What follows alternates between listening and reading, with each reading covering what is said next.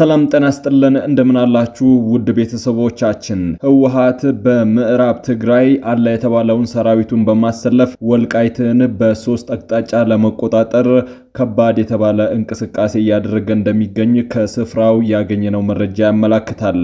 ሰሜን ወሎ ላይ እንዲሁ ፍጥጫው እንደቀጠለ ነው። ኮረም ሆፍላና አላማጣ ከተማዎች በህወሓት ቁጥጥር ስር ላይ ይገኛሉ። ህወሓት ከሰሜን ወሎ ወደ ደቡብ አቅጣጫ ወደ አማራ ክልል ይዞታውን ለማስፋት የተለያዩ ወታደራዊ እንቅስቃሴዎችን እያደረገ ይገኛል። ፍጥጫው በከፍተኛ ሁኔታ አይሏል። በደቡብ ምስራቅ አፋር ክልል አካባቢ በአብዓላ አውራጃዎች ውስጥ በህወሓትና በትግራይ ሰላም ኃይል መካከል ሰሞኑን ከባድ ውጊያዎች ሲደረጉ ቆይተዋል። በትላንትናው ዕለትም በከባድ መሳሪያ የታገዘ ውጊያ በሁለቱ ኃይሎች መካከል ተደርጓል። ውድ ቤተሰቦቻችን በዜና ትንታኔ ሰዓታችን እነዚህን ጉዳዮችን በዝርዝር የምንመለከት ይሆናል። ለቤቱ አዲስ የሆናችሁ ሰብስክራይብ በማድረግ የደወል ምልክቷን በማብራት የቤቱ አባል ትሆኑ ዘንድ በታላቅ ትህትና እንጋብዛለን። ባለፈው ሳምንት የጀመረው የትግራይና የፌዴራሉ መንግስት ፍጥጫ መቋጫ አላገኘም። በጠለምት አካባቢ ህወሓት በፌዴራል ኃይሎች ጦርነት በመጀመሩ ምክንያት ተፋፍሞ የነበረው ጦርነት ለጊዜው ረገብ ቢልም አሁንም ግን ጦርነቱ መጀመሩ አይቀሬ እንደሆነ የተለያዩ መረጃዎች እያመላከቱ ነው የሚገኙት። ህወሓት በትግራይ ክልል የነበረውን ኃይሉን በከፍተኛ መጠን በማንቀሳቀስ ወልቃይትን በሶስት አቅጣጫ ለመውረር ከባድ ዝግጅት እያደረገ እንደሚገኝና ወታደራዊ ስምሪቱን አጠናቆ ውጊያ ለመክፈት እየተንቀሳቀሰ እንደሚገኝ ከስፍራው የወጡ መረጃዎች አመላክተዋል። ከዚህ በፊት በጠለምት ከተማም ጦርነት ከፍቶ የነበረው የህወሓት ኃይል ወደ ሽረ እንዳስላሴ ከተማም እንዲጓዝ ተደርጓል። እዛ አካባቢ እንዲቆይ ከተደረገ በኋላ ሌሎች የህወሓት ኃይሎች ግን በዚህ አርሚ ምትክ ጦርነት እንዲከፍቱ ትዕዛዝ እንደተሰጣቸው ነው የተገለጸው። ህወሓት ለታጣቂዎቹ ማንኛውንም አይነት መስዋዕትነት ከፍላችሁ ወልቃይትን ተቆጣጠሩ የሚል ትዕዛዝ እንደሰጣቸው ነው ከውስጥ ምንጮች ለማወቅ የተቻለው። በምዕራብ የተሰለፈው ኃይል የውጊያውን ቀን እየጠበቀ ይገኛል። በምዕራብ አቅጣጫ የተሰለፈው ኃይል በሶስት አቅጣጫዎች ወደ ሱዳን ድንበር አቅራቢያ በሁመራና በሌሎችም አቅጣጫዎች ወልቃይትን ሙሉ በሙሉ ለመቆጣጠር ስትራቴጂ ይዞ እየተንቀሳቀሰ ይገኛል። በወልቃይት አካባቢ ህወሓት መድፍ፣ ታንክና ሌሎችንም ያሉትን ከባድ መሳሪያዎችን እንዳዘጋጀና ለሙሉ ጦርነት ሙሉ ዝግጅቱን እንዳደረገ ነው ከስፍራው መረጃዎች እየወጡ የሚገኙት። በደቡብ በኩል ማለትም በኮረምና አላማጣ ከተማዎች ላይም ከባድ የተባለ የጦርነት ዝግጅት እያደረገ ይገኛል። ባለፈው መከላከያ ሰራዊትና ፌዴራል ፖሊስ ኮረም ከተማንና አላማጣ ከተማን ለቆ መውጣቱን ተከትሎ ህወሓት እግራቸውን ተከትሎ ነው ከተማውን የገባው።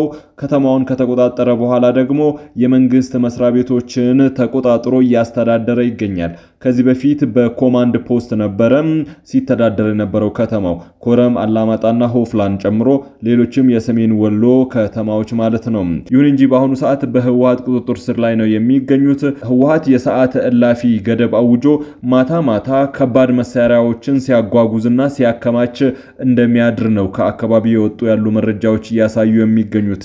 ለሙሉ ጦርነት ዝግጅት እያደረገ የሚገኝ ሲሆን በርካታ ቁጥር ያለው ሰራዊትም ከሰሜን ትግራይ ወደ ደቡብ ትግራይ አስፍሯል። በተለይም በእነዚህ ከተማዎችና በአቅራቢያው በሚገኙ ገጠራማ አካባቢዎች ረጃጅም ምሽጎችን እየቆፈረ እንደሚገኝና ተተኳሾችን፣ ከባድ መሳሪያዎችን አዘጋጅቶ ለሙሉ ጦርነት እየተዘጋጀ ይገኛል። በሰሜን ወሎ ወደ አፋር ክልል አዋሳኝ በሆኑ አካባቢዎችም ከትግራይ የሰላም ኃይል ተደጋጋሚ የሆኑ ጦርነቶች ተደርገው እንደነበረ ነው ከስፍራ የወጡ መረጃዎች የሚያሳዩት።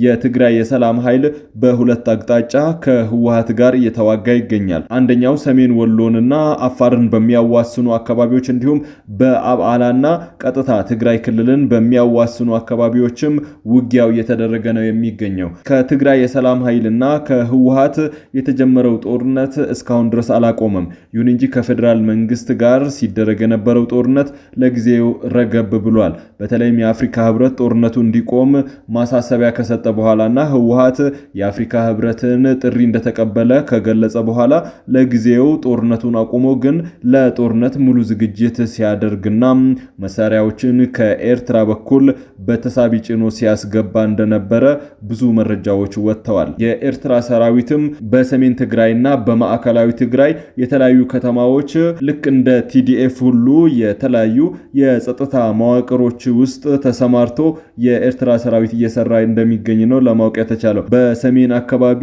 የትግራይ ሰራዊት ሲቆጣጠራቸውና የጸጥታ ስራ ሲሰራባቸው የነበሩ ከተማዎችን ለቆ ወጥቶ ወደ ድንበር አካባቢ ለጦርነት መዘጋጀቱን ተከትሎ የኤርትራ ሰራዊት የትግራይ ሰራዊትን ተክቶ አካባቢው ላይ እየሰራ እንደሚገኝ ነው ከተለያዩ አካባቢዎች የደረሱን መረጃዎች የሚያሳዩትም። በአብዓላ በኩል በሰሞኑ በርካታ ውጊያዎች ተደርገዋል። ለሰዓታት የዘለቁ ውጊያዎች እየተደረጉ እንደሚገኙ ነው ለማወቅ የተቻለው።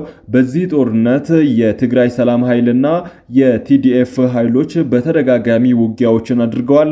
በቲዲኤፍ ላይ በዚህ ጦርነትም ኪሳራ እንዳጋጠመውና ብዙ ኃይሉ እንደሞተበት የተለያዩ መሳሪያዎችም እንደተማረኩ ለማወቅ ተችሏል። በዚህ ጦርነት ከትግራይ የሰላም ኃይል በተጨማሪም በቀድሞ አጠራር የአፋር ልዩ ኃይል ወይም ደግሞ በአሁኑ አደረጃጀት መሰረት ደግሞ የአፋር አድማ ብተና ኃይል በዚህ ጦርነት ተሳትፎ ህወሓት ላይ ከባድ የተባሉ ጉዳቶችን እንዳደረሱበት ነው ለማወቅ የተቻለው። ራሱን ቲዲኤፍ ብሎ የሚጠራው የህወሓት ኃይል አፋር ክልልን አቋርጦ በመግባት በትግራይ የሰላም ኃይልና በአፋር ክልል አድማ ብተና ኃይል ላይ ጥቃት መክፈቱን ተከትሎ የተቀናጀ ውጊያ ማድረጋቸውን ከስፍራው መረጃዎችን አግኝተናል። የትግራይ የሰላም ኃይልና እንዲሁም የአፋር አድማ ብተና ኃይል በተቀናጀ ሁኔታ በከባድ መሳሪያ የታገዘ የመልሶ ማጥቃት እርምጃ ወስደው የህወሓት ኃይል ላይ ጉዳት አድርሰውበታል። ህወሓትም የደረሰበትን ጉዳት ተከትሎ አፋር ክልልን ለቆ በመውጣት ወደ ትግራይ ክልል አፈግፍጓል። ወደ ትግራይ ክልል ካለፈ በኋላም አርፎ እንዳልተቀመጠና ከባድ መሳሪያዎችን ወደ አፋር ክልል እየተኮሰ እንደሚገኝ ነው መረጃዎች እያሳዩ የሚገኙት። እንግዲህ ጦርነቱ አሁን እየተፋፋመ ነው የሚገኘው። የኤርትራ ጣልቃ ገብነት ደግሞ ጦርነቱን በከፍተኛ ሁኔታ እያቀጣጠለውና ለጦርነቱ ካታሊስት በመሆን እያገለገለ ይገኛል። ለህወሓት ኃይል ጠንካራ አጋር የሆነችው ኤርትራ መሳሪያዎችን በማስታጠቅ ሞራል በመስጠትና ወታደራዊ መረጃዎችን ለህወሓት በማቀበል በጦርነቱ እየተሳተፈች ትገኛለች።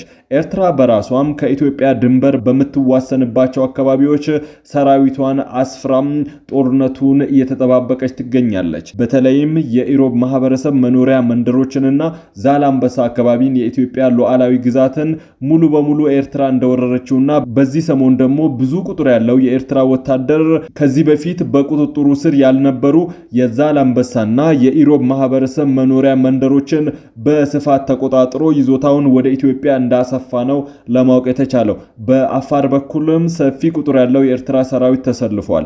የኢትዮጵያ መከላከያ ሰራዊት በአማራ ክልልና በትግራይ ክልል እንዲሁም በአፋር ክልልና በትግራይ ክልል አዋሳኝ አካባቢዎች በቂ የሚባል ዝግጅት አድርጎ በህወሓት ወይም በኤርትራ ሰራዊት ሊከፈት የሚችልን ማንኛውንም ጥቃት ለመመከት ዝግጅት እያደረገ እንደሚገኝ ዘ ኢኮኖሚስት በሰሞኑ ዘገባው ላይ አትቷል። ከተለያዩ አካባቢዎች የወጡ ያሉ መረጃዎችም እያሳዩ ያሉት ይህንን ነው። ሁለቱ ኃይሎች አሁንም በጥምረት ጦርነቱን የሚጀምሩ ከሆነ መላው ቀጠናውን ወደ ውጥንቅጥ ውስጥ ሊያስገባ የሚችል ከባድ ጦርነት በር ላይ መቆሙን ነው የሚያሳየው። ይህ ጦርነት ከዚህ በፊት እንደነበረው በህወሓትና በጥቂት ኃይሎች መካከል የሚደረግ ሳይሆን ቀጠናዊ አንድምታ ሊኖረው ይችላል። ምናልባትም የፌዴራሉ መንግስት ኤርትራ ለህወሓት የምታደርገውን የሎጂስቲክና የዲፕሎማሲ እንዲሁም የወታደራዊ ድጋፍን ለማቋረጥ በኤርትራ ውጊያ የሚከፍት ከሆነ ወይም ደግሞ ኤርትራ በራሷ በአፋርና በኤርትራ አዋሳኝ ድንበር አካባቢዎች በኢትዮጵያ ሰራዊት ላይ ጥቃት የምትከፍት ከሆነ ዛላምበሳ አካባቢ የሚገኘው ሰራዊትም ወደ ኢትዮጵያ በጥልቀት ገብቶ ጥቃት የሚፈጽም ከሆነ ምናልባትም ኤርትራም ወደዚህ ጦርነት ልትገባ የምትችልበት እድል ሰፊ ነው። ኤርትራ ወደዚህ ጦርነት የምትገባ ከሆነ በኢትዮጵያ ፖለቲካ ውስጥ ጣልቃ በመግባትና ኢትዮጵያን የማሸበር ፖለቲካዊ ስትራቴጂ እየተጠቀመች የምትገኘው ግብጽም የዚህ ጦርነት ዋነኛዋ አጋዥና ደጋፊ ትሆናለች። ሳውዲ አረቢያ የኤርትራ ዋነኛዋ አጋር በመሆኗ ከኤርትራና ከህወሓት ጎን ተሰልፋ የመሳሪያ አቅርቦት ልታቀርብ ትችላለች። የኢትዮጵያ ዋነኛዋ አጋርና የሳውዲ አረቢያና የግብጽ ተፎካካሪ የሆነችው የተባበሩት አረብ ኤምሬትም ኢትዮጵያን በመደገፍ የዚህ ጦርነት አካል የመሆን እድሏ ከፍተኛ ነው። ምናልባትም በዚህ ቀጠና የተጀመረው ጦርነት የኢትዮጵያና የኤርትራ ማለትም የአፍሪካ ቀንድ ጦርነት የመሆን እድሉ ከፍተኛ ነው። ከአፍሪካ ቀንድ አልፎ ደግሞ የመካከለኛው ምስራቅ ሀገራትን በማሳተፍና በመጋበዝ ደግሞ ጦርነቱ ቀጠናውን ሙሉ በሙሉ ሊያካልል የሚችልበት እድል ሰፊ ነው። በቀይ ባህር ስትራቴጂክ የሆነ የፖለቲካና የኢኮኖሚ ፍላጎት ያላቸው ሀያላኑ አሜሪካ፣ ቻይና፣ ሩሲያን የመሳሰሉ ትልልቅ ሀገራት በጅቡቲ ወታደራዊ ቤዝ አላቸው። በዚህ ወታደራዊ ቤዝ አማካኝነት ደግሞ ቀጠናዊ ጦርነቱን በከፍተኛ ሁኔታ ይከታተሉታል። ምናልባትም እነዚህን ኃይሎችን የሚጋብዝ ይሆናል። ከመካከለኛው ምስራቅ ጉዳዩ ዓለም አቀፋዊ የመሆን እድሉ ሰፊ ነው። ይህ ከመሆኑ በፊትና መላውን ቀጠና ወደ ትልቅ ችግር ሊከት የሚችል አደገኛ ጦርነት ከመከሰቱ በፊት ዓለም አቀፉ ማህበረሰብ ሰላም እንዲወርድና ለቀጠናው ብሎም ለዓለም አደጋን ሊፈጥር የሚችል ከባድ ችግር በመሆኑ ትኩረት ሊሰጡትና ችግራቸውን በሰላማዊ መንገድ እንዲፈቱ እየወተወቱ ይገኛሉ። የአፍሪካ ህብረት፣ የተባበሩት መንግስታት ድርጅት፣ አሜሪካና ሌሎችም በቀጠናው ጂኦፖለቲካ ውስጥም የራሳቸው የሆነ ፍላጎት ያላቸው የአውሮፓ፣ የሩቅ ምስራቅና ሌሎች ሀገራትም በዚህ ጦርነት ጉዳይ እያሳሰቡ ይገኛሉ። ጦርነቱ ከመቀጣጠሉ በፊት በሰላም ችግሩ እንዲቀረፍና ኤርትራና ኢትዮጵያ እንዲሁም የፌዴራሉ መንግስትና የትግራይ ኃይልም ችግራቸውን በውይይት እንዲፈቱ እያሳሰቡ ነው የሚገኙት። እነዚህ ኃይሎች ማሳሰቢያ ከመስጠት ባለፈ ግን ይህ ነው የሚባል ተጽዕኖ እየፈጠሩ አይደለም።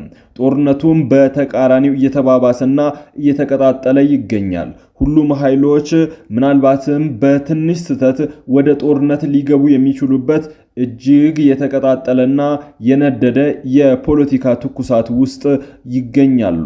ምናልባትም እንደ ሱዳን ሁሉ መላውን ዓለም የሚያሳትፍ ዓለም በሁለት ጎራ ተከፍሎ ወታደራዊ ድጋፍ የሚያደርግበት ለቀጠናው እጅግ አውዳሚ የሆነው የምስራቅ አፍሪካ ብሎም የአፍሪካ ቀንድ ጦርነት በቋፍ ላይ ነው የሚገኘው። በቀናት በደቂቃዎች ወይም በሰዓታት ውስጥ በትንሽ ስህተት ጦርነቱ ሊፈነዳ ይችላል። የዓለም አቀፍ ፖለቲካ ተንታኞች አንድምታ ነው። ክቡራትና ክቡራን የጥበብ ሚዲያ ቤተሰቦች የዛሬው የዜና ትንታኔ ፕሮግራማችን በዚህ አብቅቷል። ከኛ ጋር በመሆን መረጃን ከጥበብ ስለተከታተላችሁ ከልብ እናመሰግናለን። በየዕለቱ የምንሰራቸው መረጃዎች እንዲደርሷችሁ ሰብስክራይብ በማድረግ የደወል ምልክቷን በማብራት የቤቱ አባል ትሆኑ ዘንድ በታላቅ ትህትና ጋብዘን ተሰናበትን። ሰላም። ዛሬ በዳሽን ባንክ አንድ የአሜሪካን ዶላር 151 ብር ከ7 ሳንቲም ይመነዘራል። የአውሮፓ ዩሮ 180 ብር ከ3 ሳንቲም፣ ፓውንድ ስተርሊንግ 204 ብር ከ9 ሳንቲም እየተመነዘረ ነው። የስዊዝ ፍራንክ 196 ብር ከ9 ሳንቲም፣ የተባበሩት አረብ ኤምሬቶች ድርሃም 41 ብር ከ4 ሳንቲም፣ የሳውዲ ሪያል 40 ብር ከ5 ሳንቲም፣ የቻይና ዩዋን 21 ብር እየተመነዘረ ነው። በአቢሲኒያ ባንክ አንድ የአሜሪካን ዶላር 152 ብር ከ7 ሳንቲም፣ ፓውንድ ስተርሊንግ 207 ብር ከ8 ሳንቲም፣ የአውሮፓ ዩሮ 181 ብር ከ9 ሳንቲም፣ የስዊዝ ፍራንክ 189 ብር ከ5 ሳንቲም፣ የተባበሩት አረብ ኤምሬቶች ድርሃም 44 ብር፣ የሳውዲ ሪያል 43 ብር ከ5 ሳንቲም፣ የቻይና ዩዋን 21 ብር ከ9 ሳንቲም እየተመነዘረ ነው። በህብረት ባንክ አንድ የአሜሪካን ዶላር 152 ብር ከ1 ሳንቲም፣ ፓውንድ ስተርሊንግ 208 ብር ከ4 ሳንቲም እንዲሁም አንድ የአውሮፓ ዩሮ 181 ብር ከ4 ሳንቲም ይመነዘራል።